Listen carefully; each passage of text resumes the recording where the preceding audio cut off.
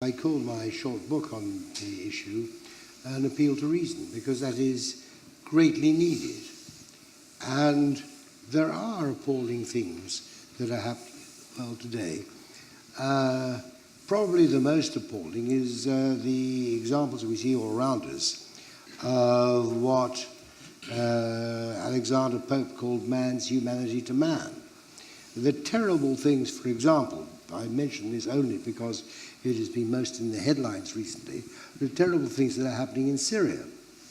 The appalling violence and massacres that have been happening and populations being expelled in Darfur, in the Sudan, in many parts of the world. These are, to my mind, the most terrible things.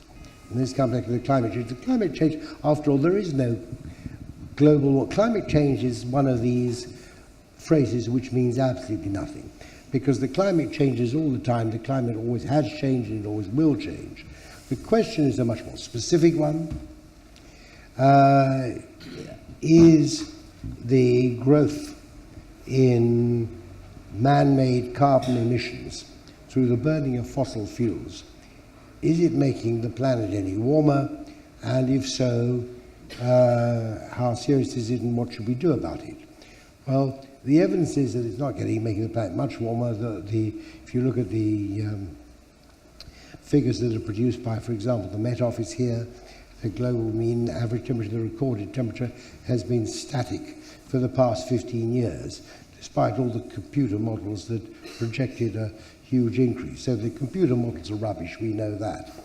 But that doesn't mean to say it might not get warmer further on. And certainly the greenhouse effect is a reality, that carbon dioxide emissions and the growth in concentrations in the atmosphere will, other things being equal, have a warming effect. But scientists are A, bitterly divided on how big a warming effect it is, and B, they know, those who really understand it, that the climate is and the temperature of the planet, extremely complex affair, and there are all sorts of other things which have a bigger impact. And they also know from history that actually if the climate were cooling, that is far more damaging. Warmth has benefits as well as disadvantages. I don't deny disadvantages, benefits for agriculture, benefits for human health.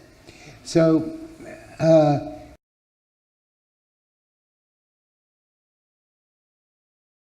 Nigel Lawson said that what we need to do is get back to common sense and reason. Bjorn said we need to cool the conversation. So the suggestion there is the real problem here is just the way the debate's been conducted. Now, do you think they're too relaxed, not to say complacent about things? I don't know if it's much about being relaxed or complacent, because in fact I think this is about being taking a very responsible, practical, pragmatic approach to this. And so I don't disagree with either of those statements. How I view it, and I see it through the prism of being a lawyer, is that actually this is about how we use law to reframe the rules of the game, so to say. And picking up on both Nigel's point and Bjorn's point about really one of our biggest problems is renewable energy is just not financially viable at the moment. This is absolutely correct.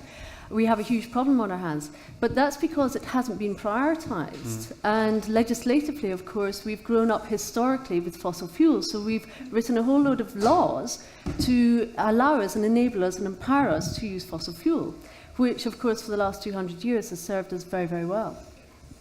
Problem is that the laws that we haven't looked at the consequences. It is the law in virtually every country, except I think Bhutan, to maximise your profit for your shareholders. Now, what that means is you do not actually have to factor in the consequences. And this is where law of ecocide creates an international legislative framework that supersedes that and says, okay, now you have to look to the consequences. Now, of course, when you're looking at fossil fuel extraction, there are a number of ways of measuring whether or not that causes mass damage, destruction, or loss of ecosystems. One of them being whether or not it creates excess greenhouse gases. It's just a measurement. It's one way of actually measuring the damage and the destruction. It's not a determinative one. You can look at the Athabasca tar sands to say, okay, we have mass damage, destruction, or loss of ecosystems here. And in fact, that's what we road tested in the Supreme Court last year, and that's an ecocide. And by using an international crime, and that's very important, it's a crime. So what you're doing is you're creating a preemptive obligation in law. You think before you act, because you as a CEO or director could end up going to prison. So that's the powerful preemptor, which then imposes upon corporations the ability to actually turn the corner very quickly. A dirty energy company will then therefore want to become a clean energy company. And that's what's so crucial here. It's giving them the legislative framework so they can do that, and the finance.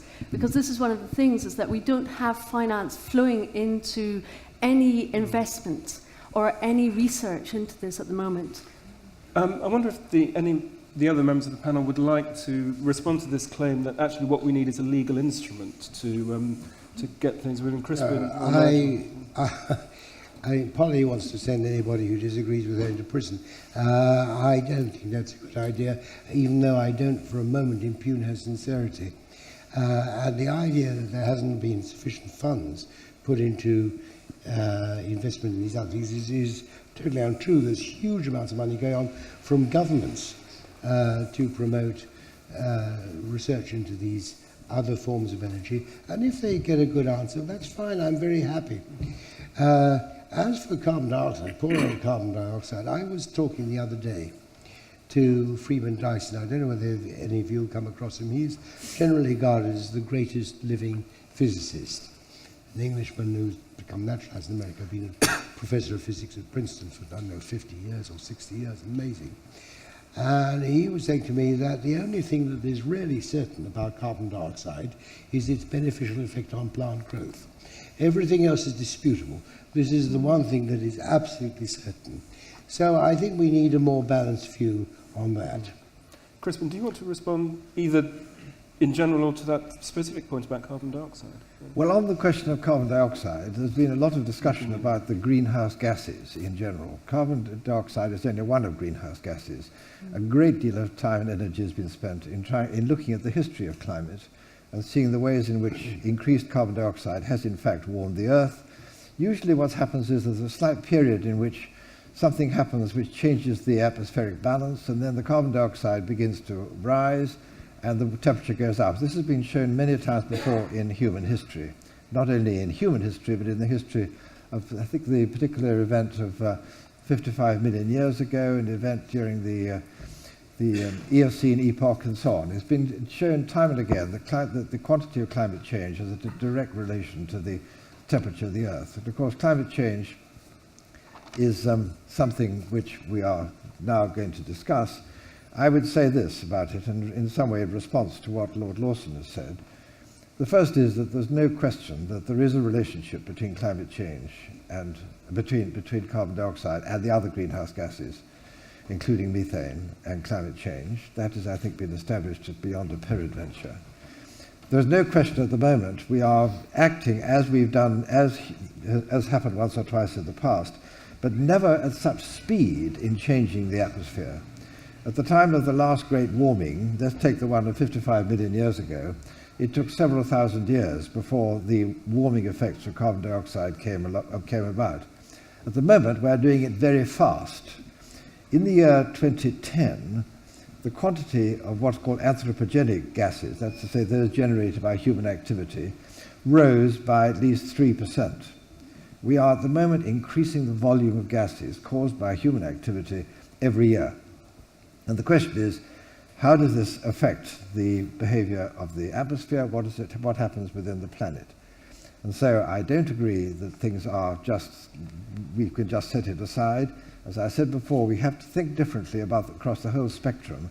And then we have to turn to the key question, which we shall no doubt discuss later, about energy policy, because every government in the world has got to make sure that its people have energy and they have food.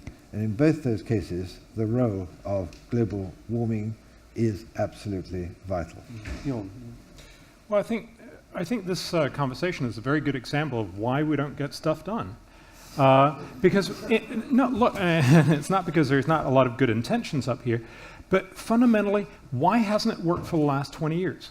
Look at the Kyoto Protocol and the assumption here. It's essentially to say, wow, we're all really, really dependent on fossil fuels. Should we not try to get everybody else off that? Wouldn't that be a great idea? And of course, people will say, especially at festive occasions, oh yeah, sure, we'll do that. But they don't actually do it. And